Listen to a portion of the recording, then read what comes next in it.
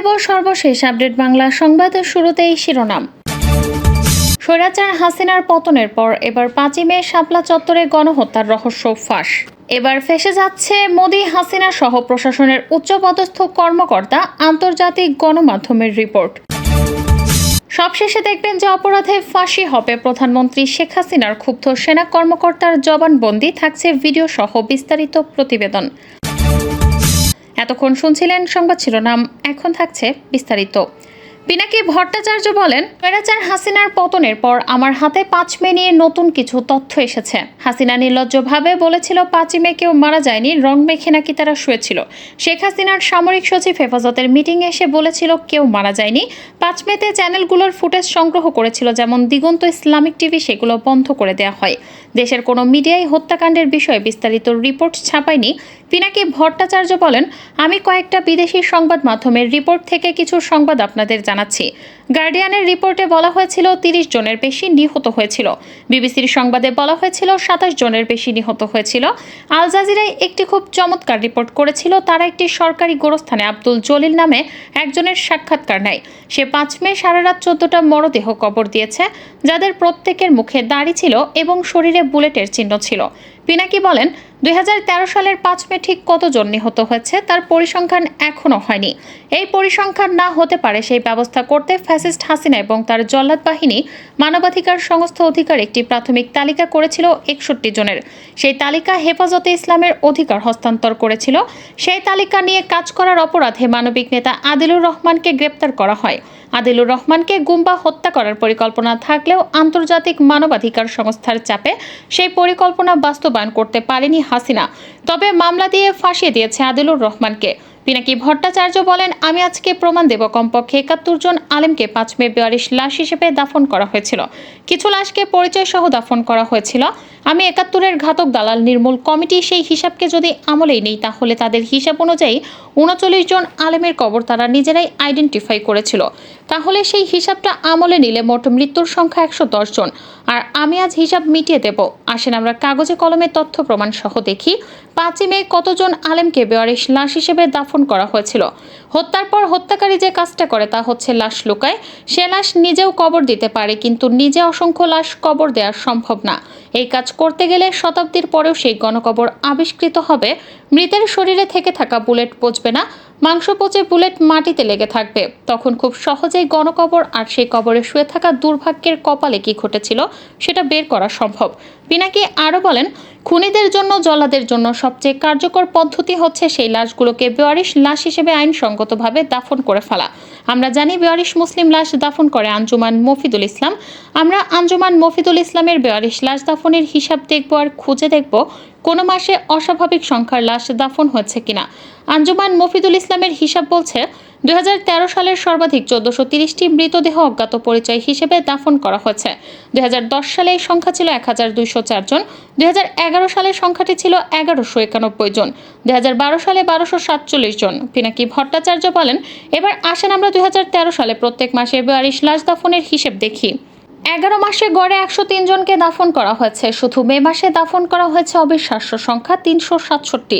শুধু মে মাসে 367 জনের মৃত্যু, এটা আউটলায়ার, এইটাই মাত্র আউটলায়ার।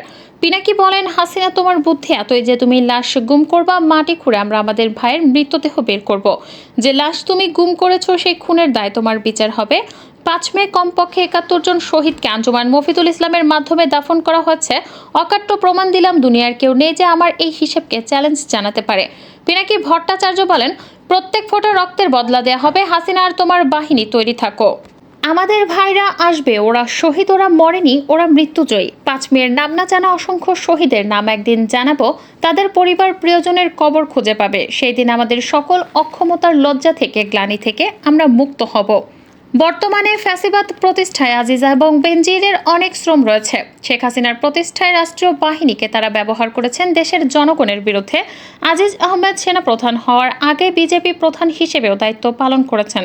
2013 সালের 5 মে রাতের আঁধারে বিদ্যুৎ বিচ্ছিন্ন করে শাপলা চত্বরে গণহত্যার কথা নিশ্চয়ই সবার স্মরণে থাকার কথা। ওই রাতে কত মানুষ খুন হয়েছে তার কোনো সঠিক পরিসংখ্যান নেই। ভবিষ্যতে কোনো একদিন অবশ্যই তদন্ত হবে, সঠিক পরিসংখ্যান ও নিহতদের পরিচয় বের হবে। কারণ ফৌজদারি অপরাধে কখনো তামাদি হয় না। প্রয়োজনে 100 বছর পরও তদন্ত করার সুযোগ রয়েছে আইনে। সঠিক তদন্ত হলে আজিজ আহমেদ এবং বেনজির আহমেদের চূড়ান্ত দণ্ড হওয়ার যথেষ্ট তথ্য প্রমাণ মিলবে। এই দুই আহমেদ সেরাতের অভিযানে নেতৃত্ব দিয়েছিল। আজিজ আহমেদ বিজিবি প্রধান এবং বেনজির আহমেদ ঢাকা মহানগর পুলিশের প্রধান হিসেবে দায়িত্বে ছিলেন।